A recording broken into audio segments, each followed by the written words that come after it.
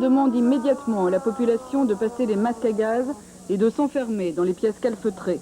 On ignore encore que les missiles en provenance de Bagdad sont des missiles Scud et non des armes chimiques. L'alerte durera 35 minutes. 2 missiles tombés sur Israël ont touché la banlieue de Tel Aviv, détruisant un bâtiment industriel et un gymnase. Bilan provisoire, 17 blessés légers. La plupart sont soignés pour des coupures ou des malaises cardiaques. Tous sont très choqués.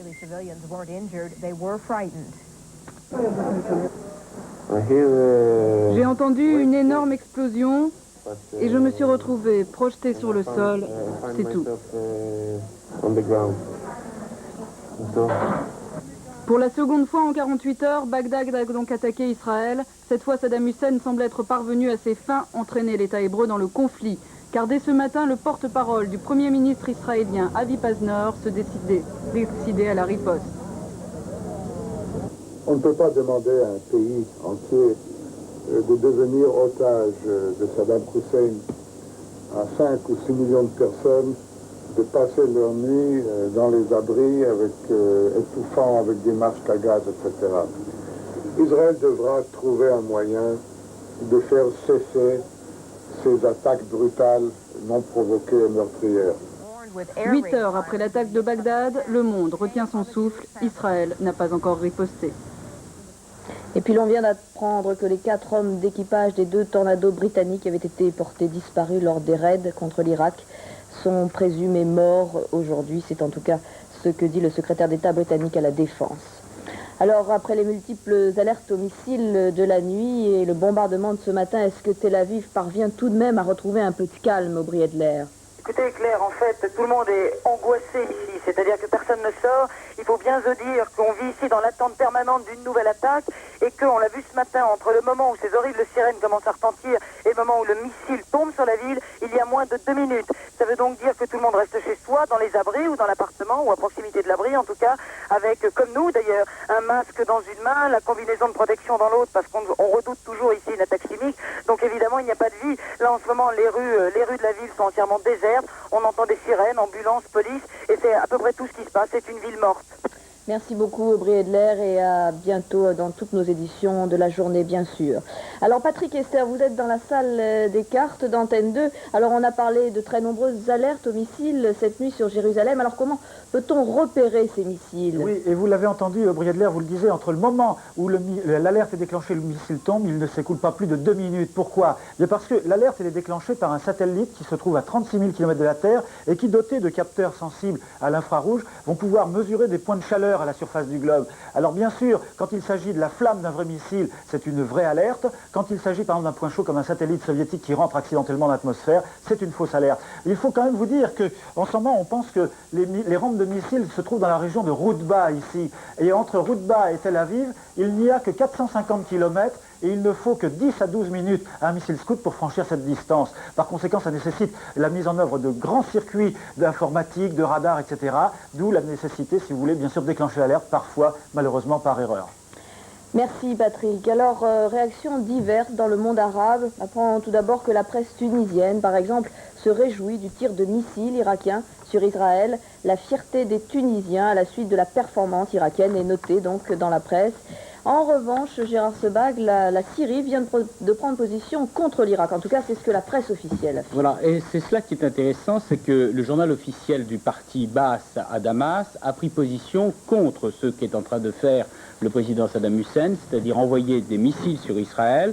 Et ce journal écrit notamment: les missiles irakiens sur Israël sont une manœuvre pour engager Israël dans la guerre et une tentative d'induire en erreur l'opinion arabe. Cela est intéressant car on se posait la question de savoir si en cas de riposte israélienne, la Syrie resterait dans la coalition alliée qui est en train d'attaquer l'Irak. Il semble aujourd'hui que donc le président Saddam Hussein est en train d'essayer de faire entrer le conflit dans une autre phase avec 2 objectifs. D'abord un objectif psychologique à l'égard des pays arabes pour faire monter la tension dans les pays arabes et deuxièmement une guerre des nerfs à l'égard d'Israël pour essayer de l'entraîner dans la guerre qui se déroule actuellement. Et puis, signe de cette tension, Gérard, un nouveau signe en Algérie. Le quotidien El Moudjahid, organe donc du Front de Libération Nationale au pouvoir, accuse la presse occidentale et la télévision française, notamment, d'être en majorité d'obédience juive. Alors, vous le savez, l'armée de l'air française a effectué un 3e raid contre un objectif militaire koweïtien. 12 Jaguars sont partis en mission. Ils sont bien revenus et ils ont été accueillis à leur retour par Jean-Pierre Chevènement, le ministre français de la Défense, qui tout de suite s'est exprimé. Nous l'écoutons. Le seul objectif de la France, c'est la libération du Koweït. Nous n'en avons pas d'autre. Et par conséquent, il est normal que nous privilégions tout ce qui peut permettre d'atteindre cet objectif.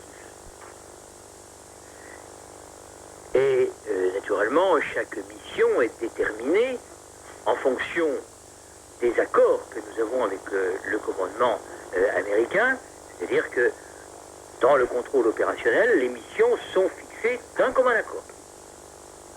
Comme vous avez pu le constater, tous les objectifs choisis l'ont été au Koweït. Cela dit, nous ne pouvons pas nous interdire tout ce qui contribuerait à libérer le Koweït. Nous souhaitons que les exigences de la guerre ne nous fassent pas oublier non plus les exigences de la paix future et des réconciliations nécessaires. Mais enfin, pour le moment, il faut arriver au résultat. Puisque la guerre a commencé, il faut la gagner vite. Voilà, je rappelle que donc Jean-Pierre Chevènement était bien sûr sur place en Arabie Saoudite. Alors François Cornet, vous êtes vous aussi dans la salle des cartes. Alors ces missiles Scud qui ont atteint Israël, théoriquement, ils devaient être écrasés, détruits par les forces américaines et par les raids américains. Oui, mais les opérations de bombardement, et notamment la destruction de ces missiles Scud, prend beaucoup de temps et ça fait prendre du retard aux autres opérations, puisque le principal effort de l'aviation américaine est concentré justement sur la destruction de ces rampes de missiles. C'est la raison pour laquelle les avions n'ont pas le temps pour l'instant de s'en prendre aux lignes de défense irakiennes qui sont concentrées, comme vous le savez, à la frontière du Koweït. Et c'est aussi la raison pour laquelle l'opération terrestre sera retardée. Elle n'aura pas lieu, d'après le Pentagone, pas avant février.